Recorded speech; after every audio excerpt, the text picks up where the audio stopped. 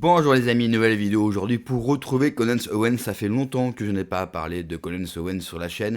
Et aujourd'hui, on va revenir sur un véritable scoop et sur une histoire qui avait déjà été racontée, effleurée par Clarence Owens. Mais aujourd'hui, nous avons, et j'ai de nouveaux éléments à vous donner sur le fameux Sugar Daddy, sur un homme, sur un vieil homme milliardaire qui aurait aidé, financé Emmanuel Macron pour accéder au pouvoir. Et apparemment, entre eux, ça ne serait pas seulement un échange de bons procédés, si vous voyez ce que je veux dire. Mais juste avant, bien sûr, d'écouter Clarence Owens et moi de vous présenter tous mes éléments supplémentaires, n'oubliez pas de vous abonner, le pouce, le commentaire, le partage et le boost. Et je remercie également tous les donateurs. Tous ces petits gestes sont extrêmement importants et je vous en remercie. Ça aide au référencement, bien sûr, de la chaîne. Donc, Clarence Owens était sur sa chaîne YouTube et elle va reparler de cet homme, de cet homme mystérieux, enfin qui n'est pas si mystérieux que cela, et on va le voir ensemble juste après, qui non seulement aurait aidé Emmanuel Macron financièrement, mais il y aurait eu une relation plus qu'intime entre les deux hommes. Je vous laisse bien sûr écouter. One of the really interesting things to consider about Emmanuel Macron is that throughout his entire presidency, there have been so many people and so many rumors that have come out that saying this guy's homosexual. Like Emmanuel Macron is a homosexual, and I know him from here. Here's why I can tell you he's a homosexual. And for whatever reason, Emmanuel Macron doesn't care about that. He's never sued. He's never sent private investigators to potentially jump into people's garbages while they're asleep. I don't know. And so it's a strange anomaly here, right? In fact, there's actually mainstream evidence that the couple even kind of enjoys those rumors. They make jokes to their friends at dinner parties. They make jokes to journalists that have interviewed them. Oh, Brigitte said before, Emmanuel's not a homosexual, so we don't take offense to that. Ha ha ha ha. They're very lighthearted about the persistent rumors that Emmanuel Macron is into men. When it comes to Brigitte being trans, not so much. We don't know why. Now, apparently, there have been some questions pertaining to Macron's uniquely close relationship with another older Frenchman. He has since passed away. This Frenchman, of course, is not his wife, and his name was Henry Hermand. Fascinating story, okay? In 2002, Hermand, who was at that time 78 years old, unexpectedly met Macron, who was at that time just 25 years old, so 78 and 25, during a cocktail party among bureaucrats in the city of Beauvais, which is not far from the grounds that Hermand had purchased the former property that was owned by Elie de Rothschild in the 1960s. Okay, it's north of Paris, and Macron was at that time doing an internship at a local government office, and apparently they just immediately hit it off. They decided to become very close friends, a very unique relationship. And between 2002 and 2010, Hermand repeatedly invited Macron to his luxurious villa in Morocco. Interesting. Look, it's interesting given the context. Older guy taking a young guy to Morocco. Témoignage intéressant, surtout que les rumeurs sur la supposée homosexualité de notre cher président adoré, ce n'est pas la première fois que cela arrive. Souvenez-vous, déjà, les médias ou certaines personnes dénonçaient bien sûr une relation entre l'ancien président de France Inter et le président. Vous avez les rumeurs supposées, bien sûr, à laquelle nous ne croyons pas, sur la transidentité, sur le fait que Brigitte Macron ou alias Jean-Michel Trogneux serait un homme.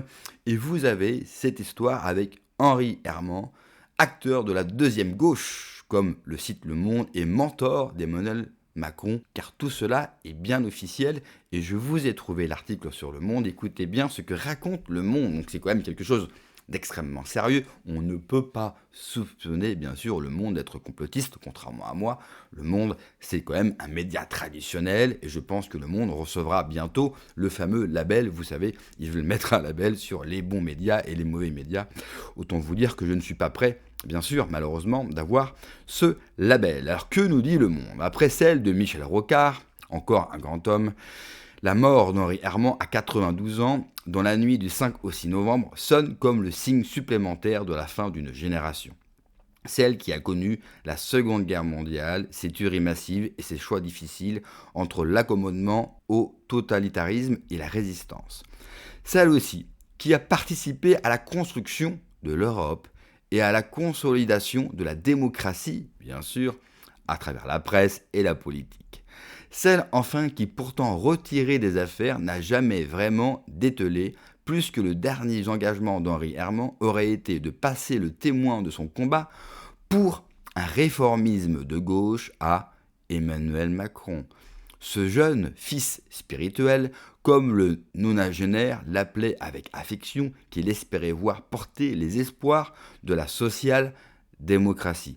Quand vous entendez social-démocratie, vous pouvez l'apparenter au fascisme. C'est exactement ce que nous vivons aujourd'hui en France au sein de l'Union européenne, et je n'ai pas peur de le dire. Lorsqu'on allait voir ce beau et élégant vieux-homme dans ses bureaux près des Champs-Élysées, on était frappé de le voir encore si actif dans la vie politique et intellectuelle du pays. Riche d'une fortune bâtie dans la grande distribution, il continuait à financer plusieurs think tanks de la gauche, la République des idées, présidée par Pierre Rossanvallon, puis Terra Nova, cette boîte à idées du Parti socialiste. Bénéficiant de ses dons, il était aussi l'actionnaire de référence de l'hebdomadaire fondé par l'ancien directeur du Monde, Éric Fotorino. Il avait enfin aidé Emmanuel Macron personnellement, d'abord par un prêt de 550 000 € afin que le jeune inspecteur des finances acquiert son premier appartement parisien, puis politiquement en abritant récemment dans ses bureaux les premiers militants d'En Marche, l'association qui œuvre aujourd'hui à la candidature de l'ancien ministre de l'économie. L'engagement d'Henri Herman remonte aux sorties de la Seconde Guerre mondiale. Né le 11 juillet 1924, il a participé, à l'âge de 20 ans, à un petit groupe de résistants lycéens alors qu'il était en classe préparatoire au lycée Janson de Sailly dans le 16e arrondissement de Paris. Son action à la fois mineure et risquée, mais l'attentisme de son père, un gros commerçant de Clermont, la vie étriquée de ce bourg situé à 85 km de Paris lui paraissent insupportables. Aux sorties de la guerre, alors qu'il a raté le concours de Polytechnique, le voici qui rentre comme ingénieur physicien au commissariat à l'énergie atomique CEA. Ce n'est pas un scientifique dans l'âme, mais après les bombes larguées sur Hiroshima et Nagasaki, le CEA est aux premières loges de tous les débats sur le partage de l'Europe entre Est et Ouest et les espoirs d'un continent plongé dans la guerre froide. Dès les années 1950, Henri Herman rejoint les milieux intellectuels progressistes et intègre notamment la revue Esprit. C'est là qu'il rencontre le fondateur du Monde, Hubert Beuve-Méry, mais aussi Gilles Martinet, qui lancera bientôt France Observateur, et Emmanuel Astier de la Vigerie, ancien résistant et gaulliste de gauche. Comme eux, il est anticolonialiste, humaniste et chrétien.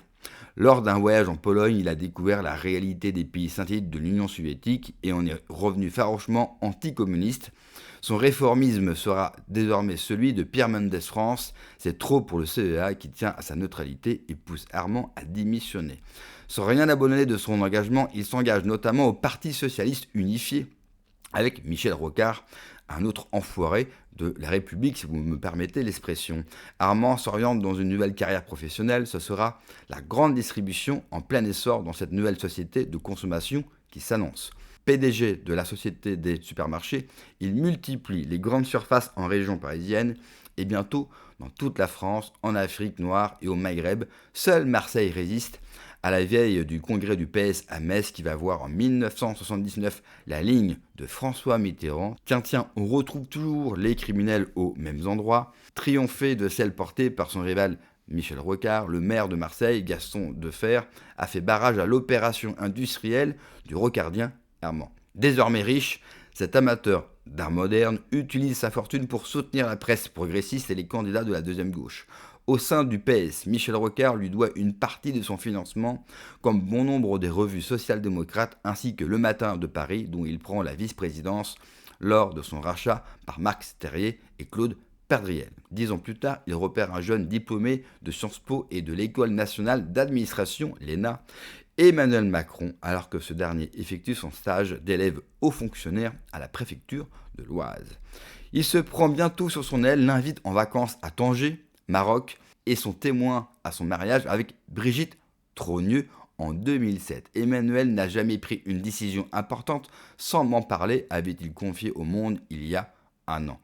Inquiet devant l'impopularité du président François Hollande, il était de ceux qui espéraient voir l'ancien ministre de l'économie assumait la relève et offrait volontiers à ses visiteurs ses mémoires préfacées par Michel Rocard 6 ans plus tôt. Il leur avait donné un titre qui disait tout son optimisme malgré la mort qui approchait.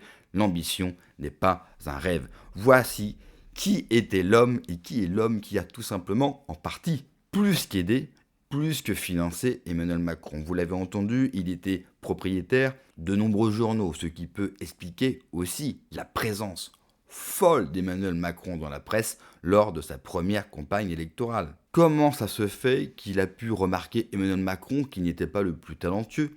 Qui l'a mis sur cette piste-là? Est-ce que Brigitte Macron, d'ailleurs, a un lien avec tout ça? Est-ce qu'elle le connaissait? Comme vous le savez, leur passé est extrêmement trouble, et le passé plutôt de Brigitte Macron est le plus trouble. Moi je pense que Brigitte Macron est la pierre angulaire de la vie d'Emmanuel Macron, et elle est en grande partie responsable des malheurs qui nous frappent aujourd'hui. Mais comme vous l'avez entendu, tout cela n'est pas une théorie du complot, c'est affirmé par un vieux article du Monde que je vous ai retrouvé pour cette vidéo. Le moindre qu'on puisse dire, Macron a été mis en place depuis très longtemps, a été formé depuis très longtemps, et j'ai envie de vous dire qu'il a été déformé, au sens propre comme au sens figuré. Il a été financé. Pour quelles raisons? Qui sont derrière toutes ces personnes-là? Quels dessins et quels projets se cachent, bien sûr, avec la volonté de mettre Emmanuel Macron au pouvoir? Je pense que d'ici 2027, on risque malheureusement de le savoir. Merci d'avoir regardé la vidéo, les amis. N'oubliez pas, comme d'habitude, de vous abonner, le pouce, le commentaire, le partage, le boost. Et encore une fois, merci à tous les donateurs. Prenez soin de vous, que Dieu vous protège. Allez, ciao.